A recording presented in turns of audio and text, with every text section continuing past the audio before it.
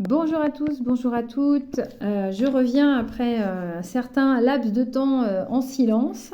Le temps passe très très vite, vous me direz. Bah oui, il passe super vite. Du coup, depuis la dernière, genre que la dernière fois, je célébrais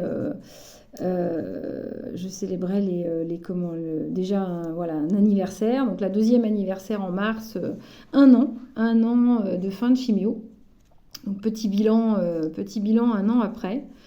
Déjà, moi j'ai l'impression que c'était hier, quoi. J'ai pas du tout l'impression que c'était si loin que ça.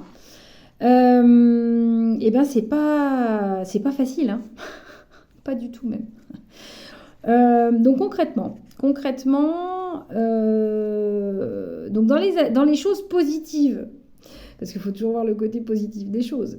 Dans les choses positives du traitement, j'avais perdu du poids et je me sentais bien par rapport à ça. J'avais même gagné des petites frisettes et ça me plaisait pas mal. Bon, bah voilà, tout le positif est parti.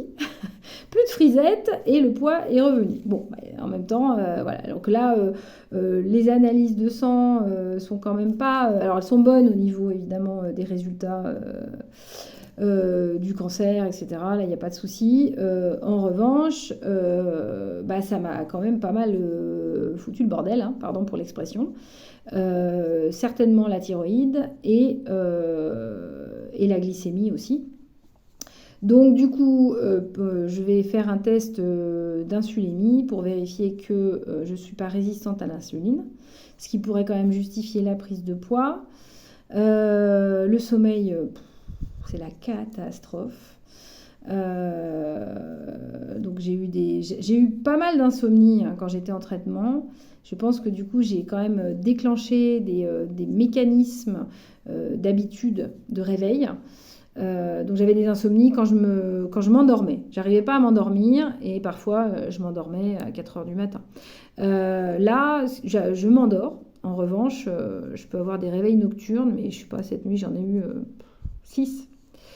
Donc c'est très très très éprouvant. Parce que parfois je mets du temps à m'endormir et puis surtout en fait bah, c'est pas un sommeil de qualité hein. Si vous réveillez 6 fois voilà. Physiquement c'est très dur aussi. Je me sens en fait je me sens 2 fois moins en forme que quand j'étais en traitement. Non mais c'est un truc de fou quoi.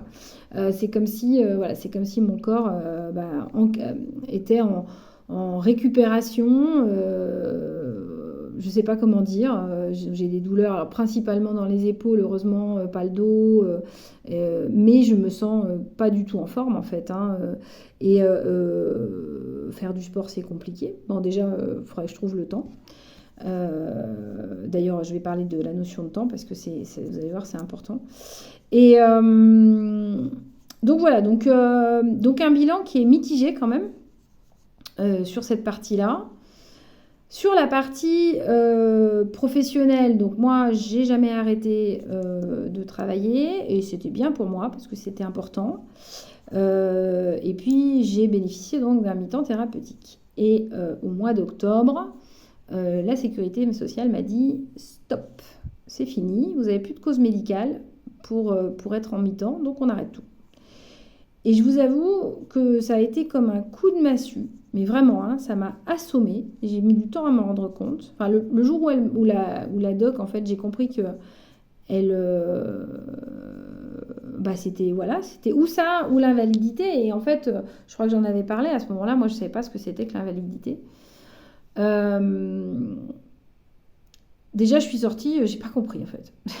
Et j'ai pas compris parce que c'est vrai que les résultats médicaux sont bons. Par contre, l'état de mon cerveau était loin d'être bon au mois d'octobre.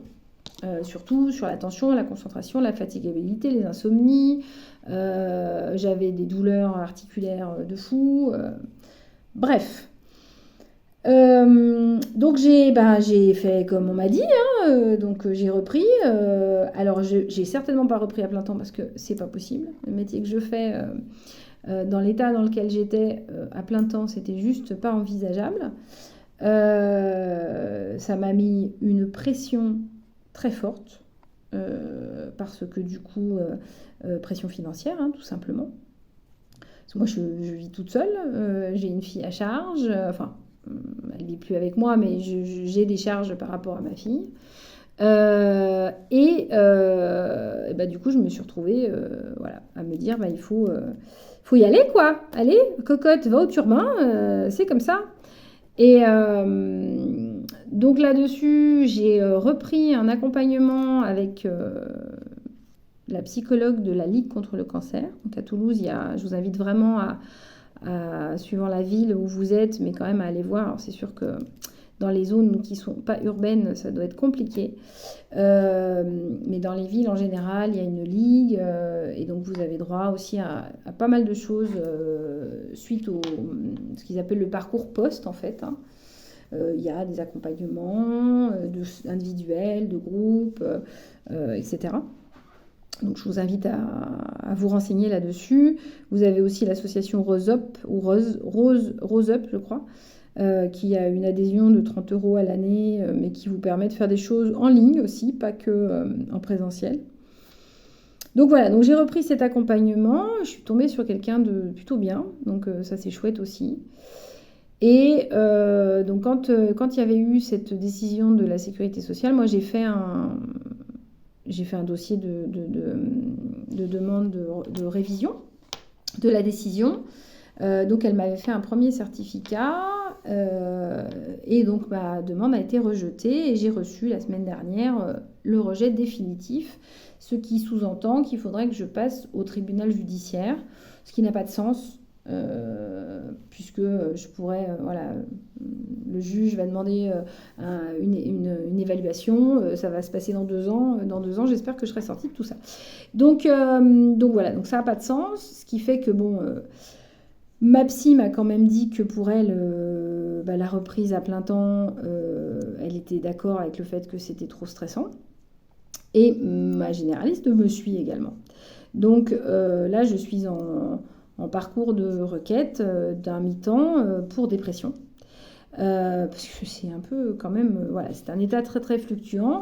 Puis c'est ce qu'on appelle en fait des dépressions sourdes, c'est-à-dire que ça ne se voit pas, mais c'est bien là.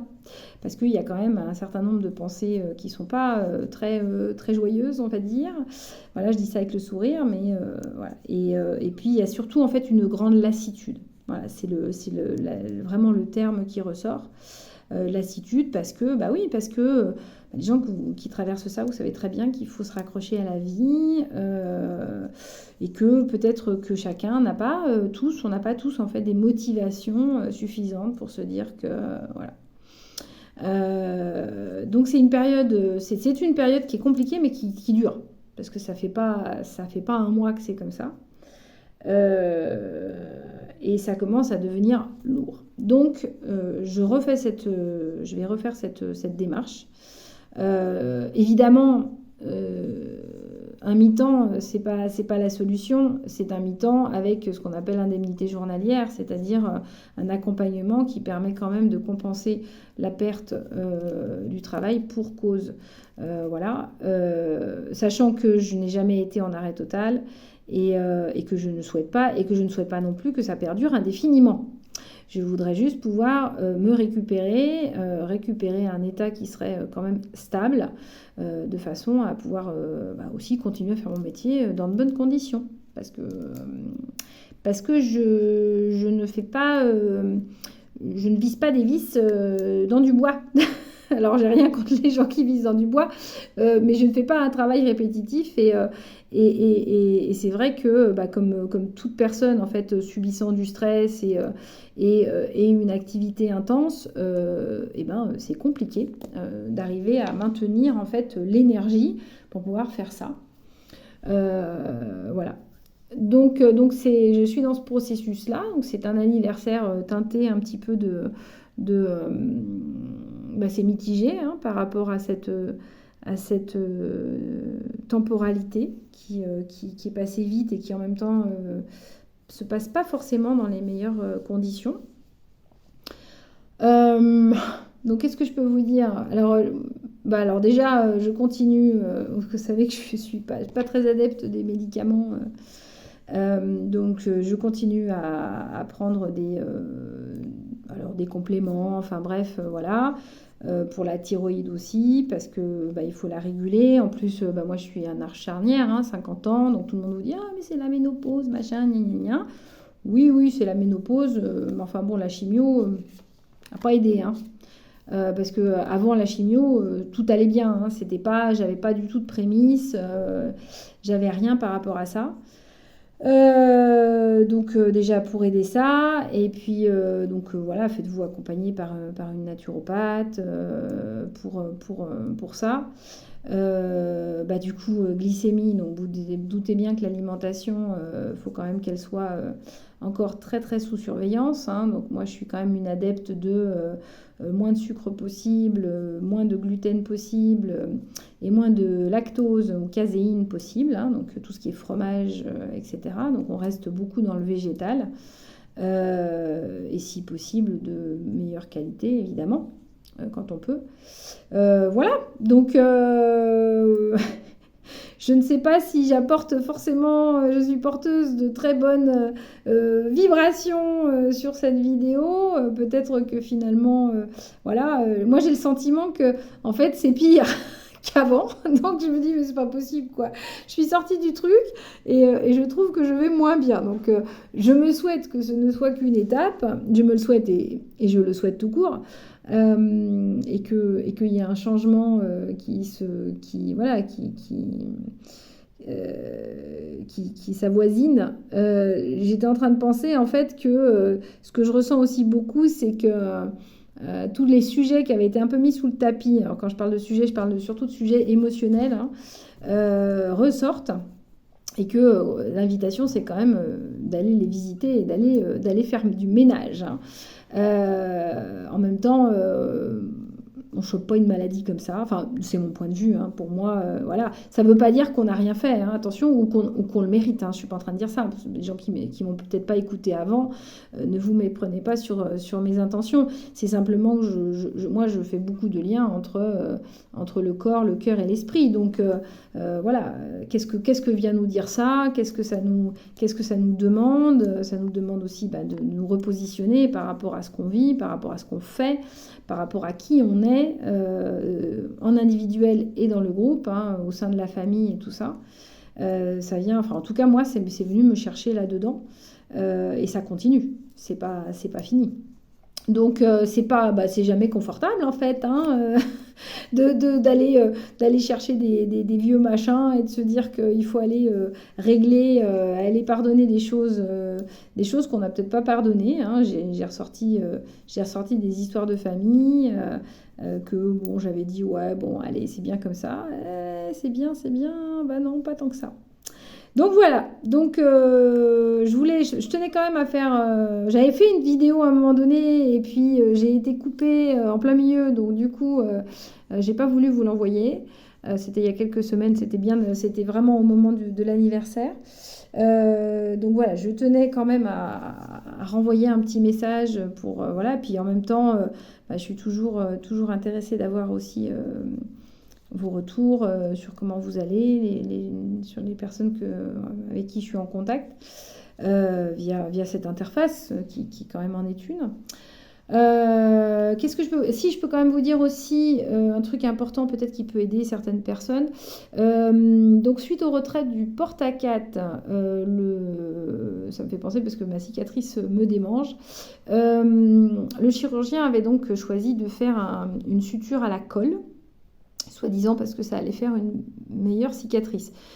Bon, c'est très difficile de faire une belle deuxième cicatrice. J'avais une première cicatrice qui était magnifique, enfin si on peut dire qu'une cicatrice est magnifique, mais elle était vraiment réussie. Suite à la pose du porte-à-4, la deuxième par-dessus, elle était quand même moins jolie. Et donc je l'ai quand même beaucoup travaillé moi-même. J'ai eu aussi pas mal les conseils d'une kiné, donc je vous invite vraiment à vous renseigner. Alors je crois que malheureusement ce n'est plus pris en charge, mais bon, vous pouvez aussi aller voir le kiné, un kiné spécialisé là-dedans, et puis aller le voir pour autre chose. Et il sera quand même, en principe, pas avare de conseils. Enfin, je vous le souhaite. Donc voilà. Donc moi, j'ai été quand même bien conseillée. Elle m'a montré comment faire. Donc je l'ai fait moi-même. Donc c'est vraiment de rouler la cicatrice dans tous les sens, de l'étirer, de ne pas hésiter à y aller. Donc évidemment, si c'est quelque chose qui... Je crois que j'en ai déjà parlé. Hein, mais si c'est quelque chose qui vous dérange, bah oui, il faut faire. Après, c'est pas agréable, hein, c'est pas, voilà, c'est pas agréable parce qu'il y a des endroits où ça peut même être douloureux au début, mais ça passe assez vite. C'est-à-dire que si vous le faites souvent, ça passe assez vite. Et après, donc on m'a conseillé des rouleaux de scotch, alors c'est du sparadrap de silicone, pour le dire comme ça, à commander sur Amazon. Surtout, n'allez pas en pharmacie. Parce que sur Amazon, ça vaut 8 euros un rouleau qui fait, je sais pas, 10 mètres. Donc, autant vous dire que pour une cicatrice de porte-à-4, le truc, il est large comme ça. Donc, vous faites des petites bandes de 2-3 cm, vous en avez pour un paquet de temps. Et en fait, ça vient réparer la cicatrice. Et c'est vrai que du coup, ça a permis aussi d'atténuer considérablement les démangeaisons. Donc, c'est valable pour celle du porte-à-4 et pour une autre, hein, que ce soit au niveau du sein ou ailleurs. Donc c'est quand même confort. Et voilà, et vous pouvez laisser le pansement plusieurs jours d'affilée. Vous l'enlevez une fois de temps en temps. Quand vous l'enlevez, si vous devez masser, vous pouvez le remettre. Ça reste quand même, je pense que c'est recollable une ou deux fois. Et effectivement, ça donne de bons résultats et ça aide beaucoup à la réparation. Voilà, donc ça c'était la partie physique. Non, voilà, je sais pas, je crois que j'oublie quelque chose, mais c'est pas grave, ça me fera l'occasion de vous en refaire une dans quelques temps. Voilà, je vous donne des nouvelles quand même. Merci de m'avoir écouté. Bon courage à tous. Et puis au plaisir d'avoir de vos nouvelles et à très bientôt.